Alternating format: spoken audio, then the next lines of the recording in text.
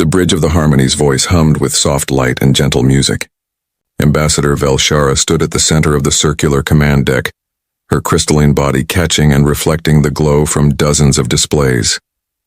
Around her, members of 15 different species worked at their stations. Some had tentacles, others had multiple eyes, and a few floated in specially designed gravity fields. But all of them shared one thing. They had never known war. The Galactic Concord had existed for 12,000 years. In all that time, across 847 member species, there had been peace. Perfect, unbroken peace. When species joined the Concord, they brought their art, their science, and their philosophy. They never brought weapons because weapons were not needed. Velshara adjusted her translation matrix and spoke. Her voice came out as melodic tones that the computer instantly translated for every species present. Communications Officer Trill confirmed the source of these signals. Trill, a being that looked like a floating mass of purple gas contained in a bubble, pulsed with excitement. Confirmed, Ambassador. The signals originate from the third planet of this yellow dwarf star. The inhabitants call their world Earth. They call themselves humans. A ripple of interest moved through the bridge crew. A new species was always cause for celebration. The Concord had not encountered a pre-contact civilization in almost 200 years. The discovery process was something Velshara had trained for her entire life. But this was her first time leading a first contact mission. Play a sample of their transmissions, Velshara said. The main display flickered to life. It showed images of humans moving, speaking, and interacting. They were bipedal creatures with soft skin and hair on their heads. They wore colorful coverings and lived in vast cities made of metal and glass. The audio played a mixture of sounds, music, voices, and what seemed to be entertainment programs. Velshara watched carefully. The humans seemed pleasant enough. They smiled often, and many of their broadcasts showed them helping each other. There were images of humans healing the sick, teaching children, and exploring their world. She noted that they had only one variety of body type. Unlike some species that had multiple forms, all humans seemed to share the same basic shape. Science Officer Kren, what is your analysis? Velshara asked. Kren was a reptilian being with 8 eyes arranged around his head. He manipulated several holographic displays with his clawed hands. The humans are quite young, Ambassador. They discovered radio transmission only 240 of their years ago. They split the atom 180 years ago. They have barely left their home planet. A few orbital stations, one small base on their moon, nothing more. Have they achieved faster than light travel? Velshara asked, though she suspected the answer. No, Ambassador. They are still limited to chemical rockets and early ion drives. By our estimates, they are at least 500 years away from developing quantum-fold technology on their own. Velshara nodded. This was typical. Most species needed help to make the jump to true space travel. That was one reason the Concord existed, to guide younger species into the galactic community. What about their social development? She asked. Kren's display shifted to show maps of Earth with different colored regions. They are divided into approximately 195 separate governmental units, which they call nations or countries. These nations have different languages, cultures, and leadership structures. There is no unified world government. Also typical, Velshara said. Most species unify after contact. What about their temperament? Are they suitable for Concord membership? Kren hesitated, and that made Velshara pay attention. Kren never hesitated. There are some concerning elements in their historical broadcasts, Kren said slowly. The humans have engaged in frequent conflicts. They have a concept they call war, where different groups of humans fight each other using weapons. Several crew members made sounds of confusion. The translator struggled with the concept for a moment before finding equivalent terms in various languages. War? Velshara asked. You mean organized violence between groups of the same species? Yes, Ambassador. The records are extensive. The humans have had thousands of these wars throughout their history. Some were small conflicts between neighboring regions. Others involved their entire planet and killed millions of their own kind. The bridge fell silent.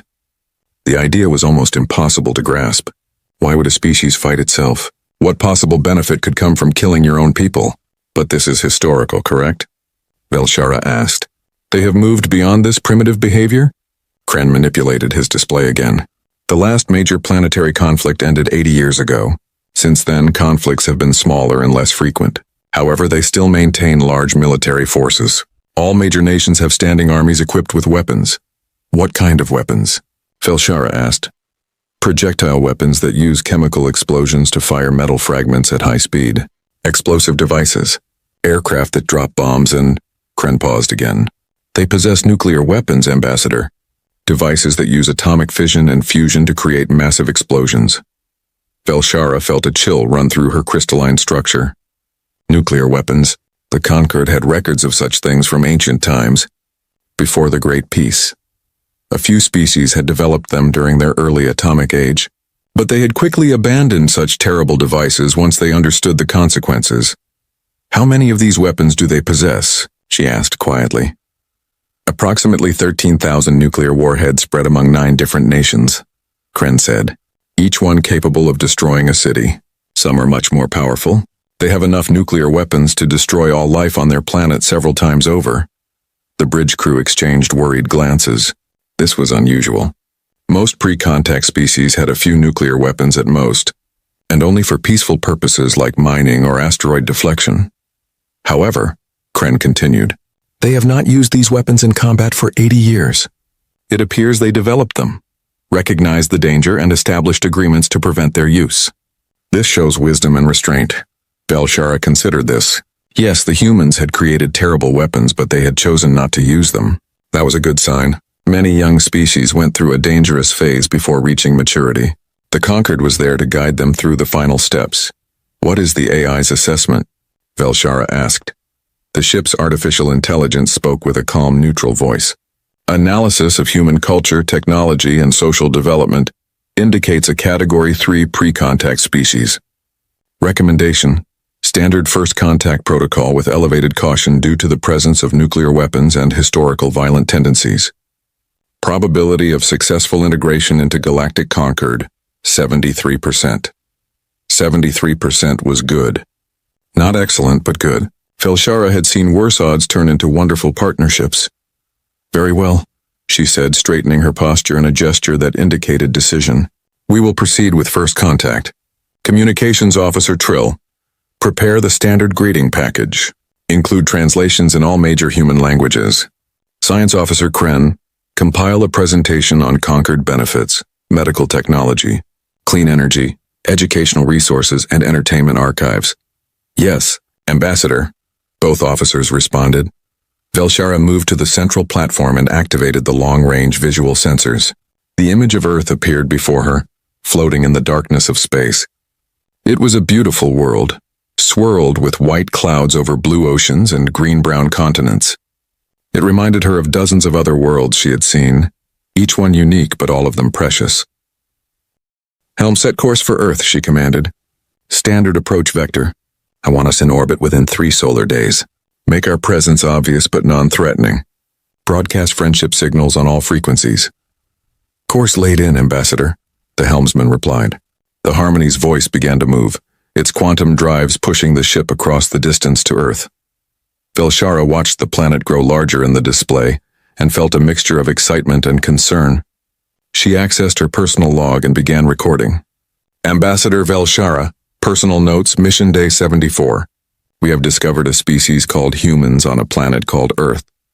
They are young, barely beginning their journey into space. Like many young species, they have a violent history. They have developed nuclear weapons and maintained them far longer than expected. However, they show signs of maturity and wisdom. They have not used their most terrible weapons in 80 years. They have reached out into space with curiosity rather than aggression. Their broadcasts show creativity, compassion, and a desire to understand their universe. She paused, choosing her words carefully. I believe the humans will benefit greatly from Conquered membership. They need guidance to move beyond their violent past. They need to see that cooperation is better than competition, that peace is better than conflict. We will show them a better way. In time, they will abandon their weapons and their wars. They will join the community of peaceful species and add their unique perspective to our collective knowledge. Velshara ended the recording and returned her attention to the bridge. The crew worked efficiently, preparing for first contact. They checked translation matrices, verified that all safety protocols were active, and rehearsed their presentations. Everyone was excited. A new species meant new art, new music, new ideas. The Concord would grow stronger with the addition of human creativity. Ambassador, Trill said, the greeting package is ready. We have translations in 200 human languages and dialects. The message explains who we are, where we come from, and offers friendship and knowledge. Excellent work, Trill, Velshara said. When we achieve orbit, we will broadcast to their major population centers. Based on Kren's analysis, we should contact their largest governmental bodies, the United Nations, the United States, China, the European Union, and Russia. These appear to be the most influential human organizations. What if they respond with fear or hostility? Asked one of the junior crew members, a young being from a species that had only joined the Concord 300 years ago. Velshara turned to address the entire bridge crew.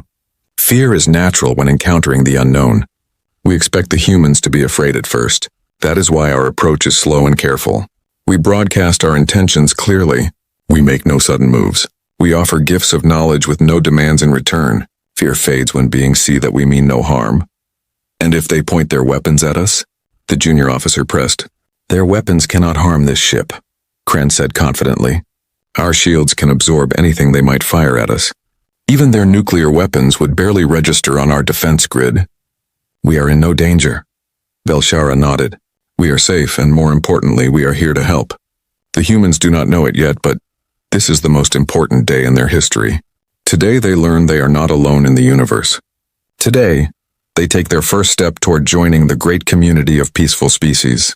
Today their future changes forever. The Harmony's voice continued its journey toward Earth. On the bridge, the crew made final preparations.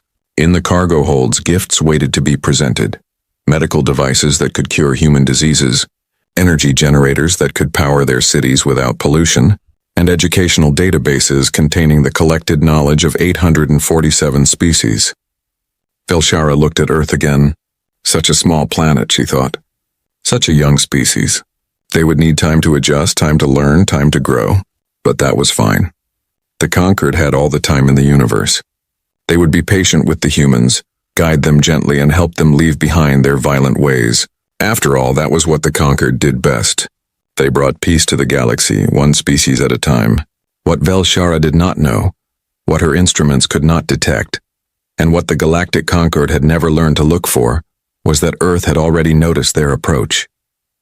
Deep beneath the surface of the planet, in hidden facilities scattered across every continent, lights were flickering to life. Encrypted communications flew between governments. Secret protocols were being activated, and in a room that existed on no official map, 5 individuals were gathering for an emergency meeting. The humans had been expecting visitors for a very long time, and they were ready. The Harmony's voice slipped into orbit around Earth exactly on schedule. From their position high above the planet, the crew could see the lights of human cities scattered across the dark side of the world. Millions of lights, representing billions, of individual humans going about their lives, completely unaware that everything was about to change. All stations report ready, Ambassador, Trill announced, broadcasting the greeting on all human communication frequencies now. Velshara watched as the transmission went out. The message was simple and clear. Greetings, people of Earth.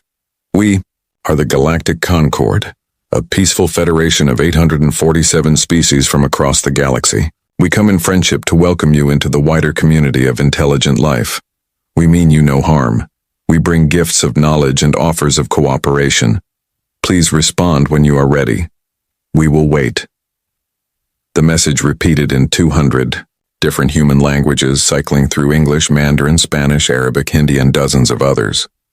Accompanying the words were images, pictures of conquered species working together, building magnificent structures, exploring new worlds, and celebrating their differences. It was designed to be welcoming, non-threatening, and exciting. Transmission complete, Trill said. We targeted their major governmental centers as planned. New York, Washington, D.C., Beijing, Brussels, Moscow, Tokyo, Delhi, and several others. If their communication infrastructure is functioning properly, their leaders should receive our message within seconds. Velshara settled into her command chair to wait. First contact rarely received an immediate response. The humans would need time to verify that the message was real, time to overcome their shock, time to decide how to respond. The standard? Procedure was to wait 24 hours before sending a follow-up message. But within minutes, something unexpected happened. "Ambassador," Kren said, his 8 eyes widening in surprise. "I am detecting a massive spike in electromagnetic communications across the planet. Radio, internet, telephone systems, all showing unprecedented activity." "That is to be expected," Belshara said calmly. "News of our arrival will spread quickly. Humans will want to talk to each other about what is happening." "No, Ambassador, you do not understand," Kren insisted. "This is not normal communication patterns. This is coordinated, encrypted, military-grade signal traffic between every major nation simultaneously. It is as if someone activated an emergency protocol." Belshara leaned forward. "Show me." The main display changed to show a map of Earth, covered in glowing lines, each representing a communication signal. The lines crisscrossed the planet in a complex web, all converging on certain points. Most of the traffic was encrypted with algorithms that even the Concord's computers struggled to break. "They are talking to each other," Belshara said slowly. "All of them. All the nations at once." "But they have no unified government," Trill said, confused. "How can they coordinate so quickly?" Before anyone could answer, alarms chimed softly across the bridge. Kren's station lit up with warning indicators. "Ambassador, I am detecting high-energy readings from multiple points on Earth's surface and in orbit. Human military satellites are repositioning. Ground-based radar installations are tracking our ship. And..." He paused, manipulating his display frantically. "They are targeting us with some kind of directed energy systems. Nothing dangerous to our shields, but they are definitely targeting us." Belshara felt something she had not felt in a very long time. Uncertainty. This was not how first contact was supposed to go. Species either responded with joy and wonder, or they responded with cautious curiosity. Sometimes they were afraid, yes, but that fear was disorganized, chaotic. This was different. This was organized. This was a military response. "Are we in any danger?" she asked. "No, Ambassador. Their weapons cannot penetrate our shields. But I am surprised they responded so quickly with defensive measures. We have been in orbit for less than 5 minutes, and they have already activated global defense networks. Perhaps they have been planning for this possibility," Belshara mused. "Many species theorize about alien contact before it happens. Maybe they have emergency procedures ready." "Maybe," Kren said, but he did not sound convinced. Minutes passed. The communication traffic on Earth remained intense. Belshara watched. As military aircraft took off from bases around the world, ships left their ports. Submarines dove deep beneath the oceans. It looked like Earth was preparing for war. But against what? The Concorde meant them no harm. "Should we send a follow-up message?" Trill asked. "Something to reassure them?" "Give them time," Belshara said. "They are processing something unprecedented. We must be patient." But after 30 minutes, something even stranger happened. The communication traffic on Earth suddenly stopped. Not decreased, not slowed down, but stopped completely. For exactly 47 minutes, Earth went silent. No radio broadcasts, no television signals, no internet traffic. Nothing. The bridge crew exchanged worried glances. Belshara had read every report of every first contact mission in Concorde history, and nothing like this had ever happened before. "What is going on down there?" she whispered. "I do not know, Ambassador," Kren replied. "It is as if someone threw a switch and turned off their entire communication infrastructure. But that should be impossible. They have millions of independent systems. No one could coordinate a complete blackout this quickly. Unless they planned for it," Belshara said quietly. "Unless they have been planning for this exact scenario." The 47 minutes felt like 47 hours. The crew watched their instruments, waiting for anything to happen. Some of the younger crew members looked frightened. They had never encountered anything like this before. When Earth's communications suddenly came back online, it was not the chaotic chatter from before. Instead, there was one signal, one transmission, sent on the exact frequency the Concorde had used for their greeting. "Ambassador, we are receiving a response," Trill said. Audio and visual, it is coming from. He checked his instruments twice, clearly not believing what he was seeing. It is not coming from any of the governmental centers we contacted. It is coming from a location in the Atlantic Ocean, but the signal is being routed through multiple satellites to disguise its origin. I cannot determine the exact source. Play it, Velshara commanded. The main display activated, but instead of showing a single leader or a group of diplomats, it showed only text on a black background. The text was in English, one of Earth's major languages. Your hail has been received. Stand by for contact with Earth's Supreme Council. That was all. No explanation, no introduction, no question. Just a simple statement and a command to wait. Earth's Supreme Council? Velshara read aloud. Our research showed no such organization. Kren, did we miss something in our analysis?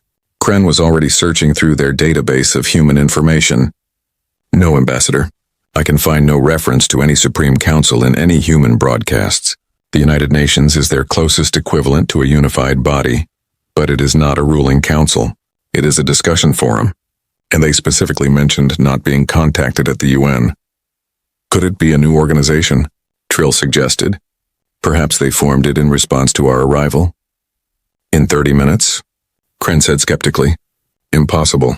The humans cannot even agree on trade policy in 30 minutes. How could they form a new governmental body and give it authority over the entire planet? Velshara studied the message on the screen. Something about it bothered her. The tone was not what she expected. There was no wonder, no excitement, no fear. Just a calm, professional acknowledgement, as if receiving messages from alien spacecraft was something they did every day. How long are we supposed to wait? Asked a junior officer. It does not say, Velshara replied. I suppose we wait until they are ready. Another hour passed. The crew remained at their stations, monitoring Earth and trying to gather more information about this mysterious Supreme Council. But whoever they were, they had erased their digital footprint completely. There were no records, no mentions, no leaks to the human internet. It was as if they did not exist, or as if they existed in a place where normal humans could not see them. I have found something, Kren said suddenly. It is not much, but I have been analyzing classified human military communications that we intercepted before the blackout. Most were encrypted, but a few fragments came through. They mentioned something called Site Omega. No location, no details, just a name that appeared in several different military channels.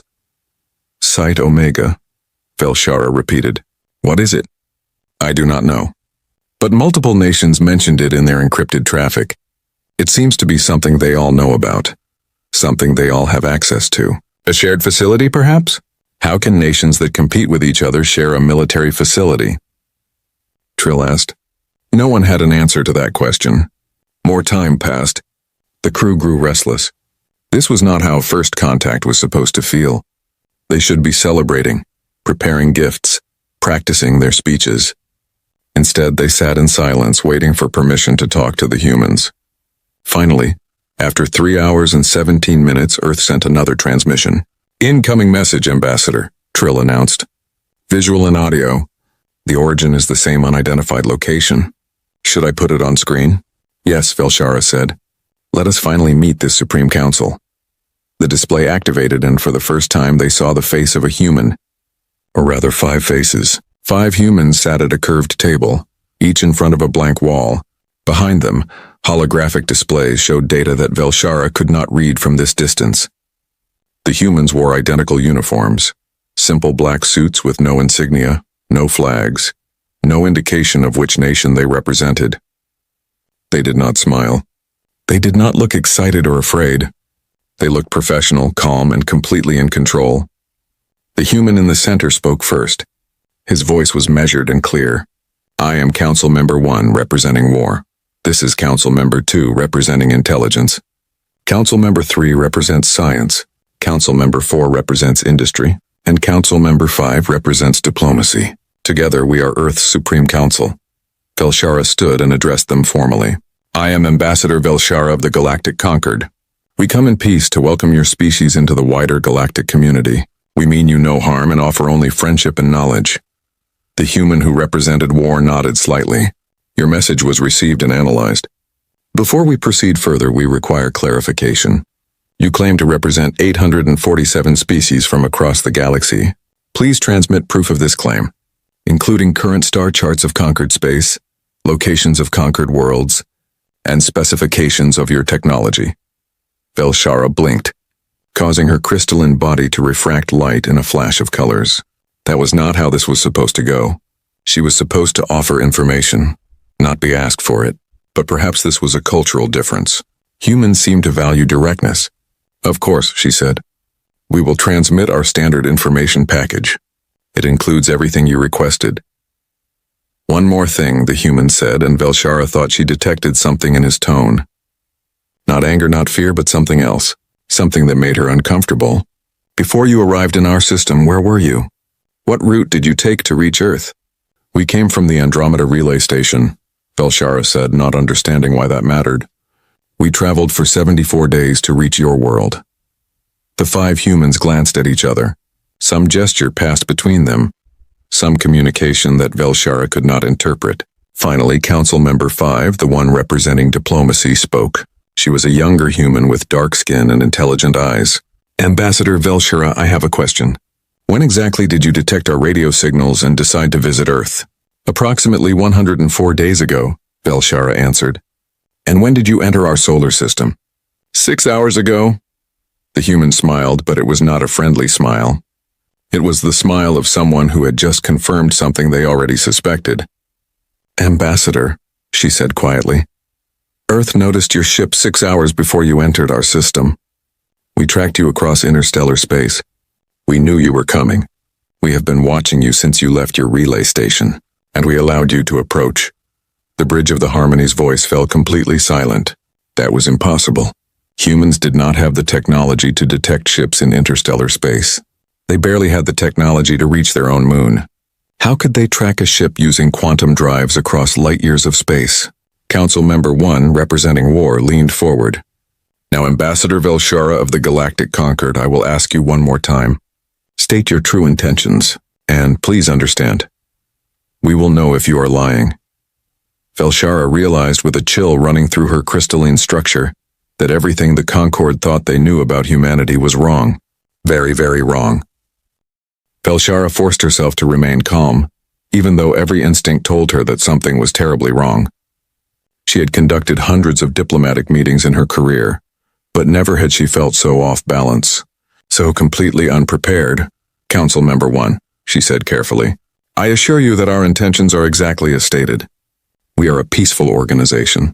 We have come to offer friendship, knowledge, and assistance. The Galactic Concord has existed for 12,000 years without conflict. We do not lie and we do not mean you harm. The 5 humans looked at each other again. More silent communication passed between them. Finally, Council Member 2, the one representing intelligence, spoke. He was an older human with gray hair and sharp eyes that seemed to see too much. We believe you, Ambassador, he said. We do not think you personally mean us harm. However, we have questions about your technology, your history, and your understanding of our species. You claimed we are a primitive pre-contact civilization. You claimed we barely have space travel. You claimed we could not possibly detect your ship. All of these claims are false, which means your intelligence on Earth is either incomplete or deliberately misleading. Incomplete, Velshara said quickly. Not deliberately misleading.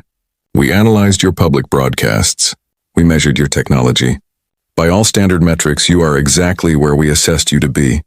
Early space age, no unified government, conventional weapons with some nuclear capability. These are facts based on observation. Public broadcasts, Council Member 2 repeated with a thin smile. Yes, I suppose if you only looked at what we allow the general public to see, you would reach those conclusions. That was, after all, the point. Velshara felt her structure grow cold. You deliberately broadcast false information. Not false, the human corrected. Incomplete. Most of what you saw is real. Most humans do live normal lives, completely unaware of what exists beyond their everyday experience. But there are things we keep secret, Ambassador. Things we keep hidden from our own people, let alone from potential visitors from the stars. Council Member 3, representing science, adjusted something on her console. She was a middle-aged human woman with tired eyes. Let me show you something, Ambassador. Something we think you should see. The display behind the council members changed. It now showed a massive facility carved deep into rock. The scale was enormous, easily several kilometers across. Inside the facility, Velshara could see equipment that made no sense. Some of it looked primitive, matching what she expected from humans, but other equipment looked advanced. Impossibly advanced. This is Site Omega, Council Member 3 said, one of 17 such facilities around the world. Each is hidden deep underground or beneath the ocean floor. Each is run jointly by every major nation on Earth, and each is dedicated to preparing humanity for exactly what is happening right now. First contact with alien life. That is impossible, Kren said from his station on the bridge. We scanned your entire planet. We would have detected such facilities. Council Member 3 smiled. You scanned for energy signatures and electromagnetic emissions. We shield our facilities with kilometers of water or rock, and we use quantum resonance dampers to mask our power usage. Technology we developed 40 years ago specifically to hide from sensors. We knew someone might be watching. We made sure you could not see what we did not want you to see. Velshara struggled to process this information. Why hide? If you had this technology, why not use it openly? Why not explore space? Why not contact us? Council Member 1, representing War, answered. Because, Ambassador, we learned a long time ago that the universe might not be friendly. We learned that showing all your capabilities to a potential enemy is a good way to lose before the fight even begins. So we hid. We watched, we waited, and we prepared. We are not your enemy, Velshara protested. No, the human agreed. You are not. But we did not know that when we detected your ship. For all we knew, you were coming to conquer us, so we prepared for every possibility, including war. The display changed again. Now it showed space, but not the empty space Velshara knew. This space was filled with human ships. Dozens of them, each one larger than the Harmony's voice. They were sleek, dark, and covered with weapons. These ships are currently on the far side of your moon, Council Member 4 said. He represented industry, and he looked proud of what he was showing. We built them in secret over the past 30 years. We used lunar resources to avoid detection. Each ship is equipped with weapons that we designed specifically to fight against unknown alien technology. Electromagnetic pulse cannons, nuclear-pumped lasers, railguns that can fire projectiles at significant fractions of light speed, and quantum disruption mines. We do not know if they would work against your shields, but we were prepared to find out. You were prepared to attack us? Velshara asked, horrified. We were prepared to defend ourselves if you attacked us, Council Member 1 corrected. There is a difference. We did not and would not fire first, but we would certainly fire second. Kren was frantically scanning the moon from the bridge of the Harmony's voice. I am detecting nothing, Ambassador. If those ships exist, they are using stealth technology beyond anything in the Concord's database. They exist, Council Member 4 assured him, and your inability to detect them is precisely why we built them that way. Velshara needed to sit down, but her species did not sit. Instead, she shifted her weight distribution, trying to steady herself. Everything about this first contact had gone wrong. The humans were not primitive. They were not unprepared. They had been expecting visitors, had prepared for visitors, and had built weapons to fight visitors if necessary. I do not understand, she said quietly. How did you develop such advanced technology in secret? Your public broadcasts show your technology level. We calculated your development rate. You should not have these capabilities for centuries. Council Member 3, the scientist, leaned forward. You calculated our development rate based on public technology. But humanity has always had two technology trees, Ambassador. The public tree is what normal people see and use. Smartphones, electric cars, commercial aircraft. The classified tree is what militaries and governments develop in secret. Stealth technology, cryptography, advanced sensors, and yes, space combat capabilities. For the past 80 years, she continued, since we developed nuclear weapons and realized we were not alone in the universe, a portion of humanity has been working in secret to prepare for first contact. We built hidden facilities. We developed advanced technology. We created protocols and contingency plans.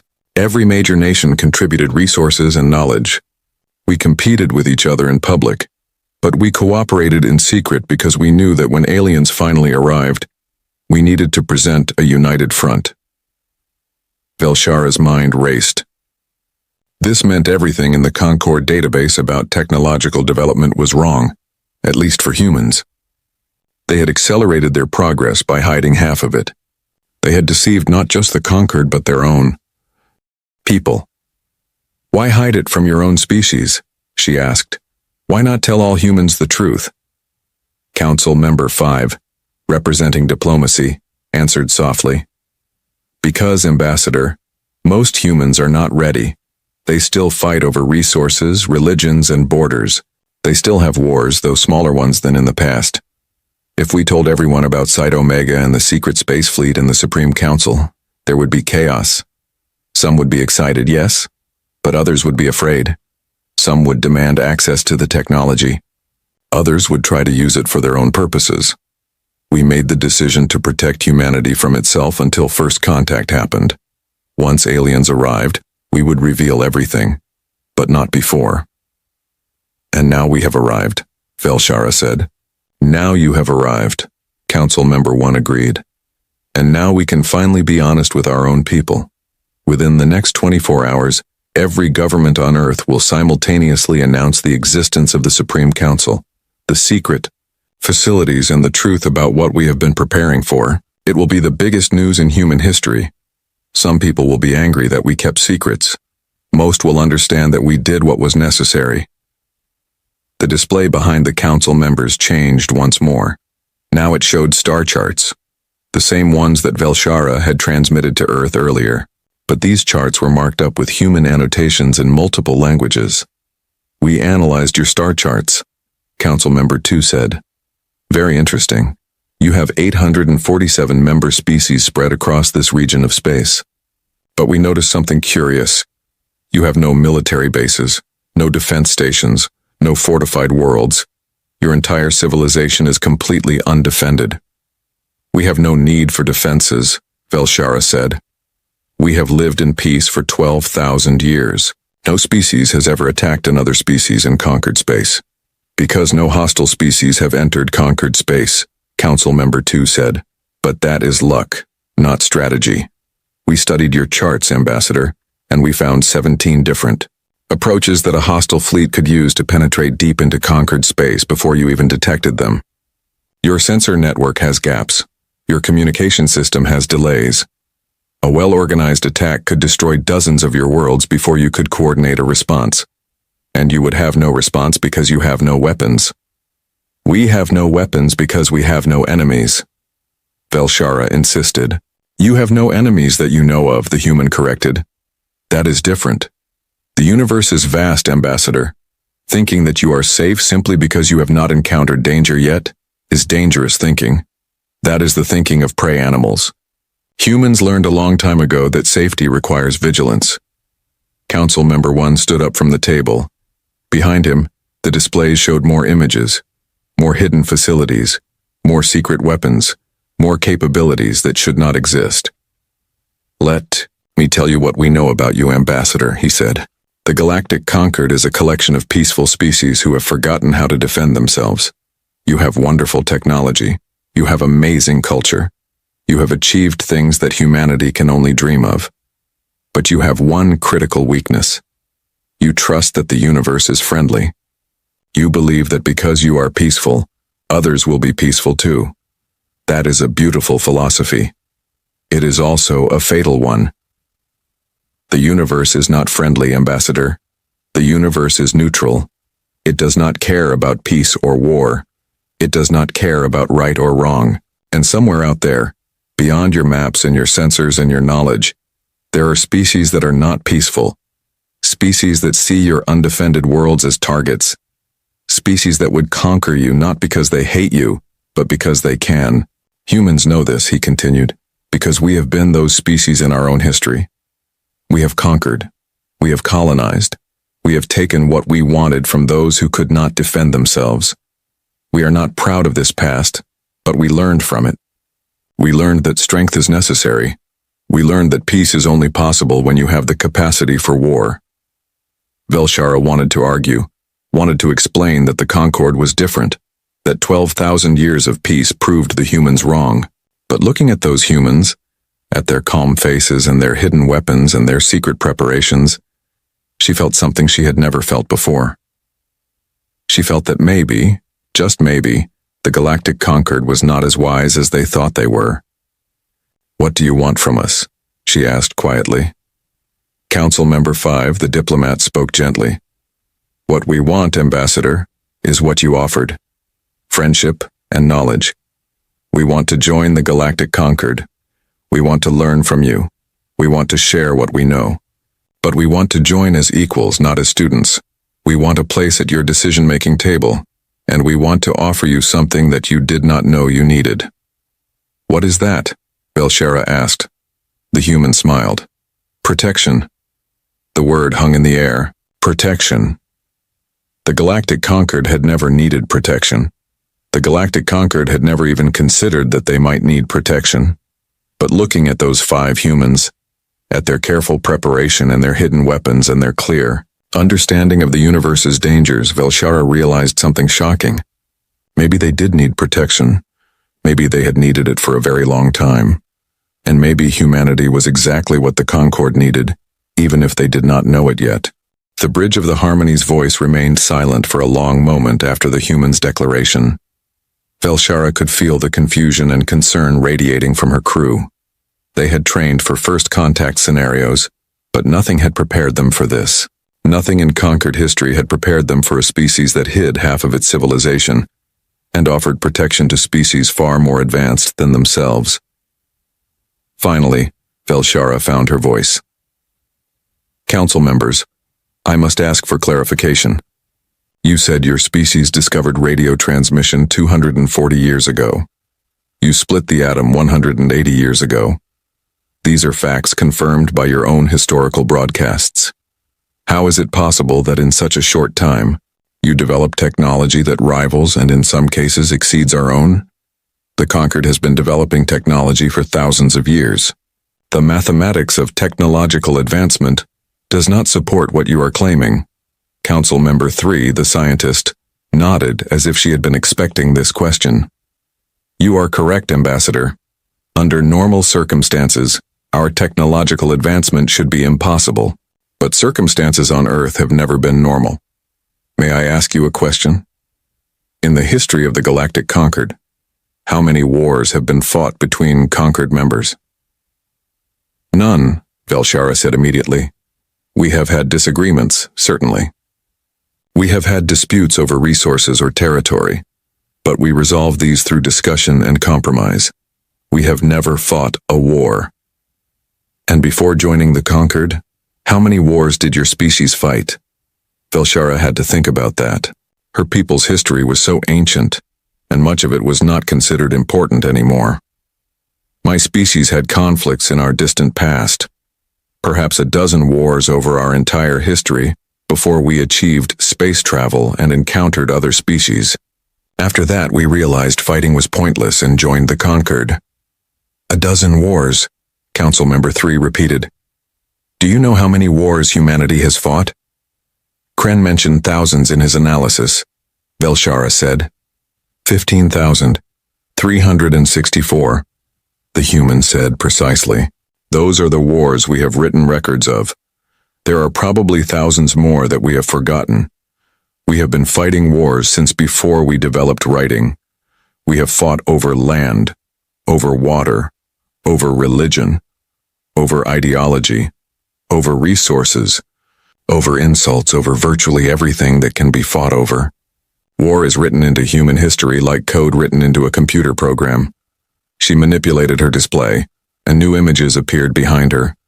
Images of human soldiers throughout history, ancient warriors with swords and spears, medieval knights in armor, modern soldiers with guns and aircraft. The progression was clear and terrible. "Every single one of those wars drove innovation," she continued. "We invented writing to coordinate armies. We invented mathematics to calculate trajectories for catapults and cannons. We invented the internet as a military communication system. We invented nuclear power while trying to build nuclear bombs. We went to space because 2 of our nations were competing to build better missiles. War has driven human technological advancement for our entire existence. And the technology you developed for war you adapted for peace," Velshara said slowly, beginning to understand. "Exactly. Radar was invented to detect enemy aircraft. Now we use it for weather prediction and air traffic control. Rocket technology was developed as weapons. Now we use it to launch satellites and explore space. Computer science was advanced to break enemy codes. Now everyone carries a computer in their pocket. Humans do not just fight wars, Ambassador. We weaponize everything we touch, and then we find peaceful uses for those weapons. Council Member 1 added. But there is more to it than just technological advancement. War also taught us strategy, tactics, and how to think about threats. While your species was developing art and philosophy and peace, humans were developing the science of conflict. We learned how to identify weaknesses. We learned how to exploit advantages. We learned how to win when we were outmatched. We learned how to survive when we should have died. He gestured to the displays showing human military history. Every one of those wars taught us lessons. Sometimes we learned by winning. More often we learned by losing. We learned from our mistakes, adapted, and tried again. Do you know what humans call someone who never gives up, who keeps trying even after failing? We call them survivors. And humanity as a whole is the greatest survivor species we know of. Council Member 2 leaned forward. Ambassador, let me tell you about something we call the Great Filter Theory. Some human scientists believe that there is a reason we have not encountered alien life before. They theorize that there is some challenge, some filter, that most species cannot pass. Perhaps it is developing technology without destroying themselves. Perhaps it is surviving climate change. Perhaps it is avoiding nuclear war. Whatever this filter is, most species fail to pass through it. They go extinct. Humans have faced filter after filter in our history. We almost went extinct dozens of times. Ice ages, droughts, plagues, wars. Each time, we survived by adapting, by innovating, by fighting. We believe this has made us different from species that evolved in more peaceful circumstances. We believe our struggles have made us stronger. Velshara felt uncomfortable with this line of reasoning.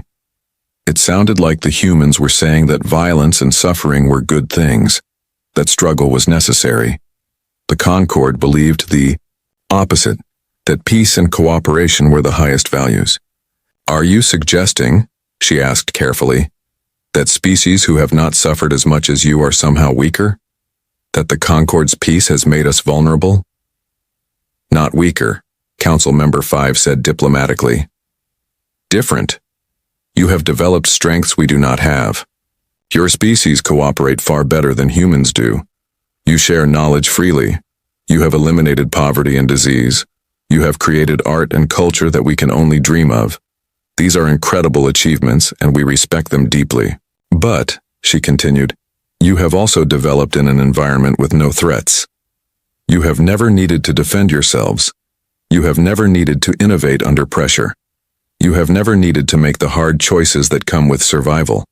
This means you have capabilities we lack, but we also have capabilities you lack. Such as? Velshara asked. Council Member 1 pulled up a new display. Such as military doctrine. Do you know what that term means? The science of warfare? Velshara guessed. Close. It is the accumulated knowledge of how to fight wars effectively.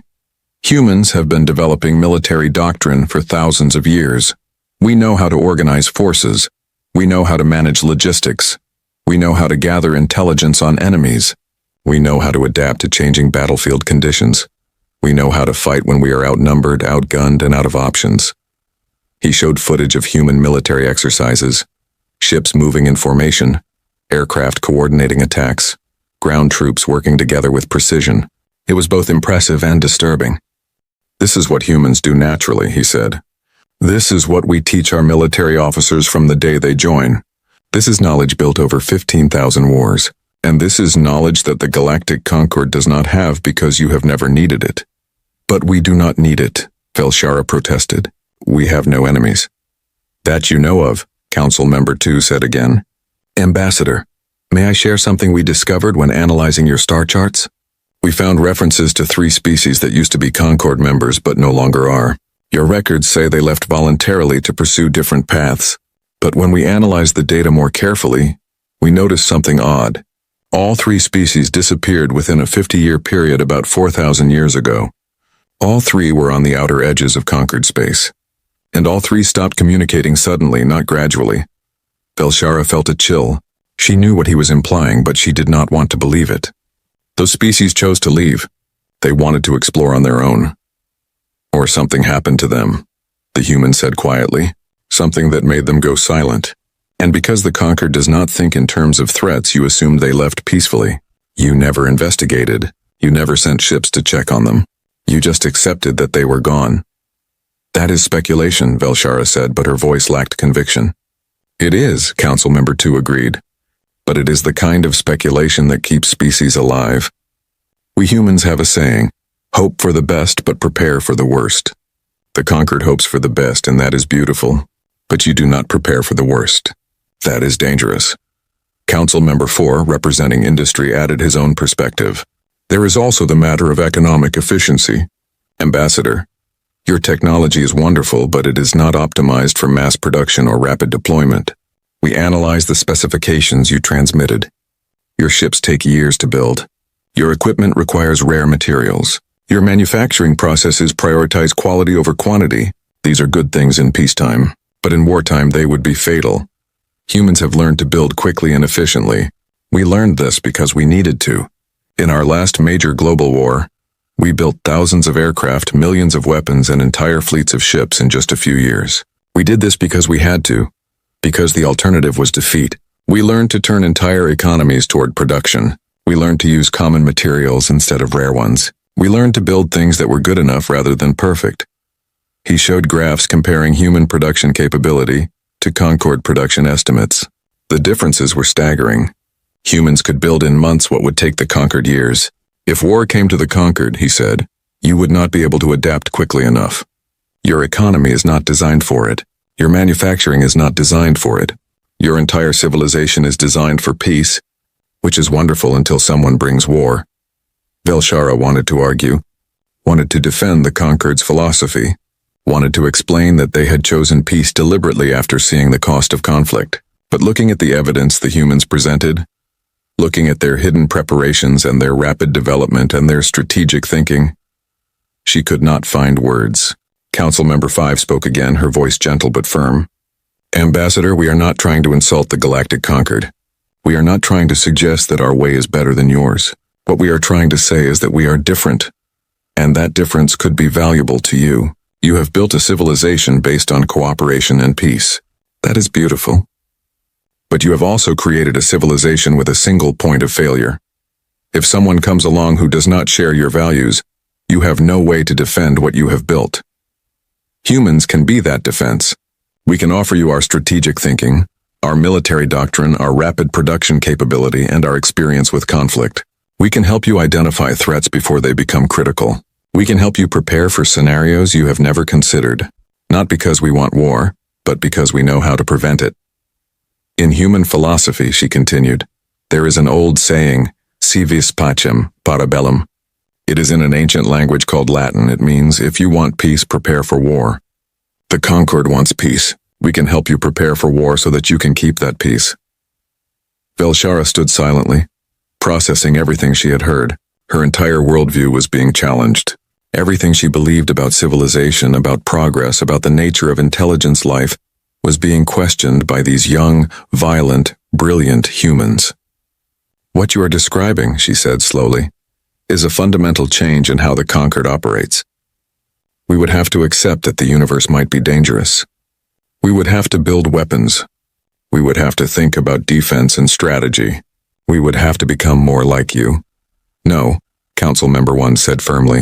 You would have to accept that the universe might be dangerous. But you would not have to become like us. That is the point of cooperation, Ambassador. You keep doing what you do best, building culture, sharing knowledge, exploring peacefully.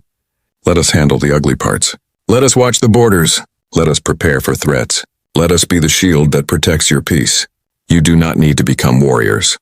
You just need to accept that warriors might be necessary. He stood up from his seat, and the other council members stood with him. Ambassador Velshara, we offer you a partnership. Earth will join the Galactic Concord, but as a defense specialist. We will share our technology and our expertise. In return, we ask for access to your knowledge and your resources. We ask for a seat at your decision-making table. And we ask for the authority to do what we do best. Protect those who cannot protect themselves. The 5 humans looked at her with expressions that were neither hostile nor friendly. They looked professional, competent, and absolutely serious. Take our offer back to your Concord, Council Member 5 said. Discuss it with your leadership. We will wait for your answer. But understand this. Whether you accept our offer or not, we are going to the stars. We are going to explore. We are going to build. We are going to grow. The only question is whether we do it as your allies or as your neighbors. We would prefer to be allies. The transmission ended, leaving Velshara staring at a blank screen. Around her, the bridge crew sat in stunned silence. Finally, Kren spoke. Ambassador, what do we do? Velshara did not answer immediately. She thought about 12,000 years of peace. She thought about 847 species living in harmony. She thought about everything the Concord had accomplished without violence, without weapons, without war. And then she thought about those 3 species that had disappeared 4,000 years ago. She thought about the 17 vulnerabilities in Concord defenses that the humans had found in ours. She thought about the fact that Earth had detected their ship before they even entered the system. She thought about the universe, vast and dark and unknown, and she made her decision. 6 weeks had passed since the first contact with Earth. 6 weeks of intense discussion, debate, and sometimes heated arguments within the Galactic Concord. Velshara had transmitted everything back to Concord Central. The recordings of her meeting with the Supreme Council, the data on human capabilities, the analysis of Concord vulnerabilities, and her own recommendations. The response had been mixed. Some species were excited about the humans and their unique perspective. Others were concerned about inviting a militaristic species into their peaceful federation. A few were outright hostile to the idea, calling humans dangerous warmongers who should be quarantined to their own system. But one thing had changed the debate dramatically. When Concord scientists actually investigated the 3 disappeared species, they found something disturbing. The worlds were empty. Not abandoned, not destroyed, but empty. As if entire populations had simply vanished without warning or explanation. The Concord had not investigated at the time because they assumed the species had left voluntarily. Now, faced with the possibility that something terrible had happened, they were forced to confront uncomfortable questions. What if the universe was more dangerous than they believed? What if their peace was not because they were wise, but because they were lucky? What if the humans were right? Now Velshara stood once again on the bridge of the Harmony's voice, preparing to transmit the Concord's decision to Earth. She had reviewed the message a dozen times. It was not exactly what the humans had asked for, but it was close. It was a compromise, which was what the Concord did best. Open a channel to Earth's Supreme Council, she commanded. The display activated, showing the same 5 humans at their table. They looked exactly as they had 6 weeks ago. Calm, professional, and completely in control. Velshara wondered if they ever showed emotion. Ambassador Velshara, Council Member 5 said in greeting, "We have been expecting your transmission. Has the Galactic Concord reached a decision?" "We have," Velshara said. She took what would be considered a deep breath if her species breathed. "The Galactic Concord has debated your proposal extensively. After careful consideration, and after conducting our own investigation into certain historical anomalies, we have decided to accept Earth as a member species." The 5 humans showed no reaction. They simply waited for her to continue. "However," Velshara said, "we have concerns about some of your terms. You asked for equal membership immediately. You asked for a seat on the Concord Security Council, which does not exist because we have never needed one. You asked for authority to make defense decisions without full Concord approval. These terms are difficult for us to accept." Council Member 1 leaned forward slightly. "And yet you said you accept us." "I am curious about the conditions." Velshara displayed the formal proposal on the screen between them. "Earth will join the Galactic Concord with full membership rights. You will have access to all Concord knowledge databases, technology, and resources. In return, you will share your knowledge with us, though we understand that some military secrets may need to remain classified for security reasons. This is acceptable. Additionally, the Galactic Concord will create a new position that has never existed before: Defense Coordinator. This position will be held by Earth and will be responsible for analyzing security threats, recommending defense protocols, and coordinating protection for conquered space. You will have the authority to build defense stations, deploy monitoring satellites, and establish rapid response forces. However, any military action must be approved by the Concord Assembly unless there is an immediate threat that requires instant response. She paused, watching the humans' faces for reaction. Still nothing. They were very good at hiding their thoughts. Finally, she continued, Earth will be granted a permanent seat on the Concord High Council, which is our main decision-making body. You will have equal voting rights with the founding species. This is unprecedented for a new member, but we recognize that your unique expertise makes you a special case. What you will not receive, at least not immediately, is independent authority to make decisions for the entire Concord. We are a democracy and all major decisions must be voted on. We understand that this may slow down response times in a crisis, but we believe cooperation and consensus are worth the extra time. If you prove your value over time, we are open to expanding your authority. Velshara finished and waited. The 5 humans looked at each other, having one of their silent conversations. Finally, Council Member 2 spoke. You investigated the 3 disappeared species, he said. It was not a question. We did, Velshara admitted. You were right. Something happened to them. We do not know what, but the evidence suggests it was not voluntary. This discovery has made many in the Concord reconsider their assumptions about the universe. Good, the human said. Understanding that danger exists is the first step toward preparing for it. Council Member 5 looked at the proposal carefully. Ambassador, this offer is close to what we requested, but not exactly what we hoped for. We understand the need for democratic processes, but we are concerned about the approval requirements for military action. What happens if we detect a threat and need to respond immediately? But the Concord Assembly cannot reach a decision quickly enough. That is a valid concern, Velshara acknowledged. We have discussed this extensively. The compromise is that you have full authority to respond to immediate threats without approval. However, you must report your actions and reasoning to the Assembly within 24 hours. If the Assembly disagrees with your actions, they can override your authority. But you will not be punished for making decisions in good faith during a crisis. What defines an immediate threat? Council Member 1 asked. We will work together to establish clear parameters, Velshara said. But in general, any situation where delay would result in loss of life or significant damage to Concord assets would qualify. We trust that Earth will not abuse this authority. The 5 humans had another silent conversation. Then surprisingly, Council Member 1 smiled. It was a genuine smile, not the professional mask he usually wore. Ambassador Velshara, you have learned something important in these 6 weeks. You have learned to think like a strategist. That clause about immediate threats is a loophole large enough to fly a battleship through. If we wanted to, we could justify almost any action as responding to an immediate threat. You are trusting us not to abuse that power. Yes, Velshara said simply. We are trusting you. That is what the Concord does. We trust our members to act in good faith. If you betray that trust, then our partnership was doomed from the beginning. But if you honor it, then we have the foundation for something remarkable. Council Member 5 smiled as well. You are wiser than you think, Ambassador. Very well, we accept your terms. Earth will join the Galactic Concord as defense coordinator, with all the rights and responsibilities that entails. There is one more thing, Council Member 4 said. You mentioned that we would have access to Concord resources for building defense infrastructure.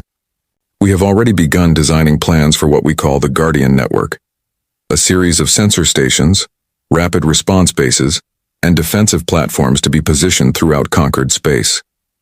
We would like to begin construction immediately. How immediately? Velshara asked cautiously. We have already identified 17 critical positions that need coverage.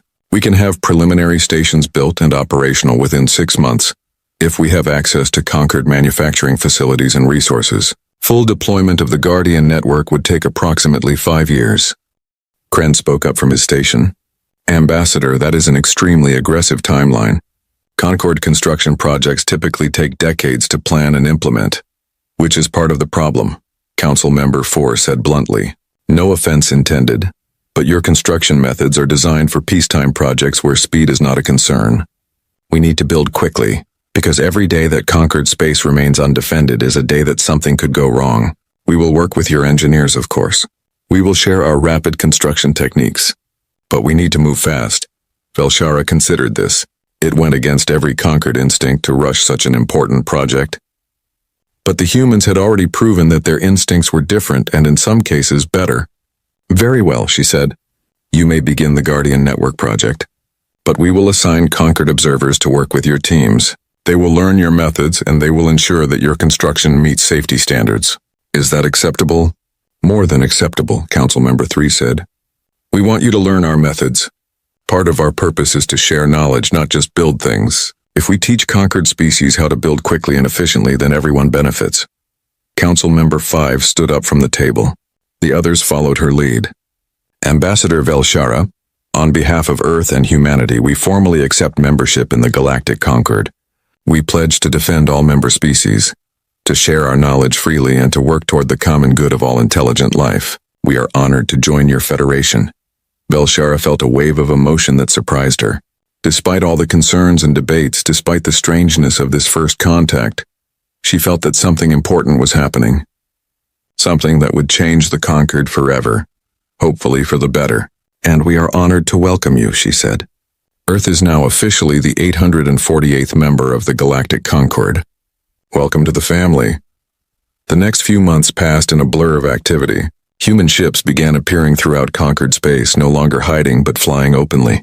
Concord citizens were initially alarmed by the sleek, weapon-covered vessels, but they quickly adapted. The humans were professional, polite, and absolutely dedicated to their mission.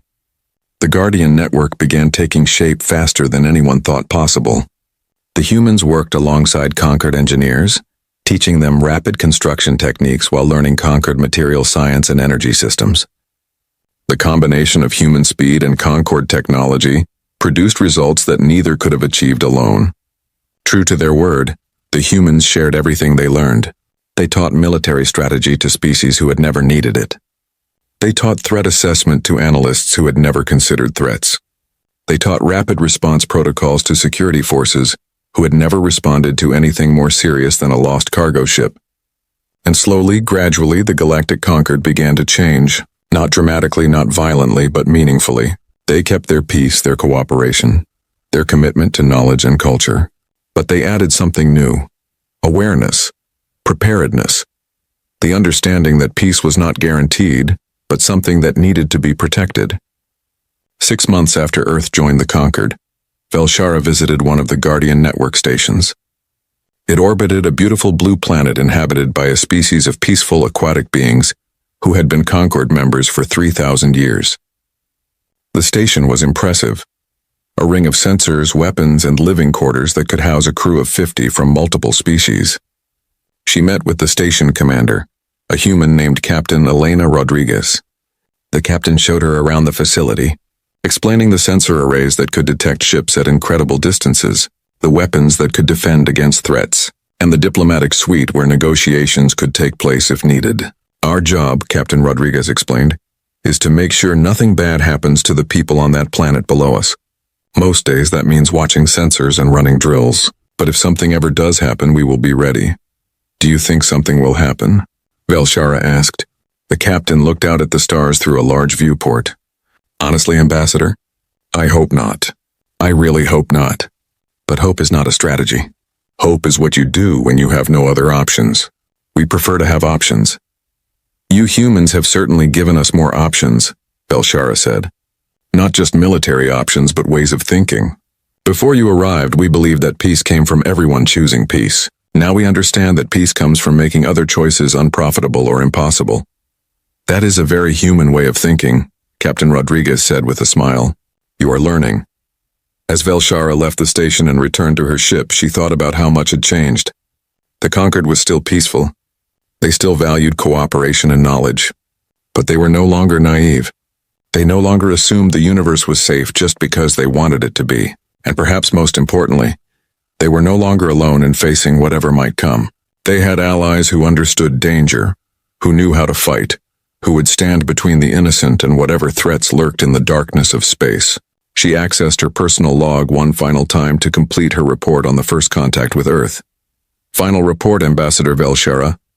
Regarding first contact with species designated human, planet Earth.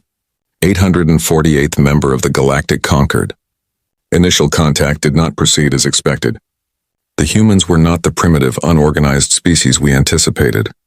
They had been preparing for first contact for decades and possessed capabilities far beyond what their public technology suggested. They challenged our assumptions and forced us to reconsider our understanding of safety in the universe.